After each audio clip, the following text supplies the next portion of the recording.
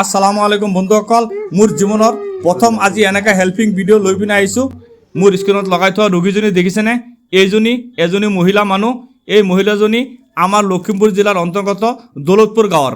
এই মহিলাজনী যোৱা 2-3 বছৰৰ পৰা এটি অচিন ৰোগত আক্ৰান্ত হৈ পিনে এয়া চাওক বিচনাতে পৰি আছে।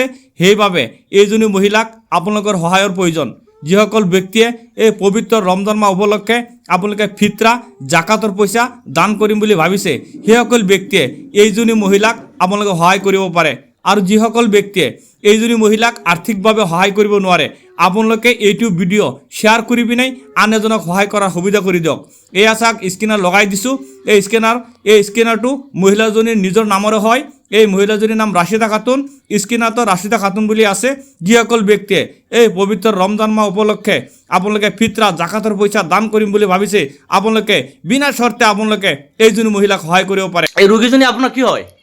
ৰোগীজনী মোৰ বাইদেউ হয়। হয়, এই পবিত্ৰ ৰমজান মাহ উপলক্ষে এই ৰোগীজনীৰ বিষয়ে আপুনি কি কয়, ৰাইজক কি ক'ব বিচাৰিছে? ৰাইজক এইটোৱে অনুৰোধ কৰিম যে ৰোজাৰ মাহ, এইটো পবিত্ৰ ৰোজাৰ মাহ ৰমজান মাহ, এই ৰমজান মাহ উপলক্ষে যে ফেতৰা জাকাতৰ যি দান বৰঙণি আছে 2-4 টকা দি এই অসহায় মানুহজনীক যে 2-4 টকা দি সহায় কৰে, তাৰ কাৰণে মই সকলো ৰাইজক অনুৰোধ জনাইছোঁ।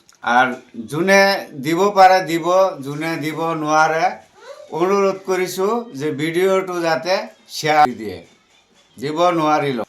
আৰু সেইজন কি হয়? সেইজন ৰোগীজনৰ পুত্ৰ হয়, কিন্তু হাফ ব্ৰেইন পগলা। আৰ মানুহজন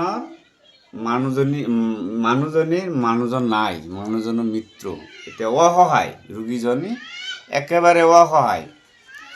যোনে যিমান পাৰে 2 টকা 4 টকা 5 টকা 10 টকা 20 টকা যোনে যি পাৰে সহায় কৰিব। ঠিক আছে। এই মানুহজনীৰ নাম হ'ল ৰাছিদা খাতুন। তাৰ নিজৰ নামৰ স্কেনাৰ আছে, স্কেনাৰটো দি দিয়া হ'ব, লগতে নাম্বাৰো দি দিয়া হ'ব।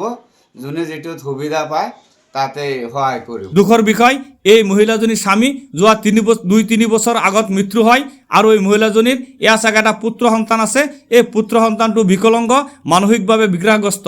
যিসকল ব্যক্তিয়ে আপোনালোকে এই পবিত্ৰ ৰমজান মাহৰ ফিতৰা জাকাতৰ পইচা দান কৰিম বুলি ভাবিছে, আপোনালোকে এইটো স্কেনাৰত সহায় কৰি পিনে এই মহিলাজনীক সহায় কৰিব পাৰে, দান খৰাত কৰিব পাৰে। আৰু যিসকল ব্যক্তিয়ে এই মহিলাজনীক আৰ্থিকভাৱে সহায় কৰিব নোৱাৰে, সেইসকল ব্যক্তিয়ে এই ভিডিঅ'টো শ্বেয়াৰ কৰি পিনে আন এজনক সহায় কৰাৰ সুবিধা কৰি দিয়ক। ধন্যবাদ।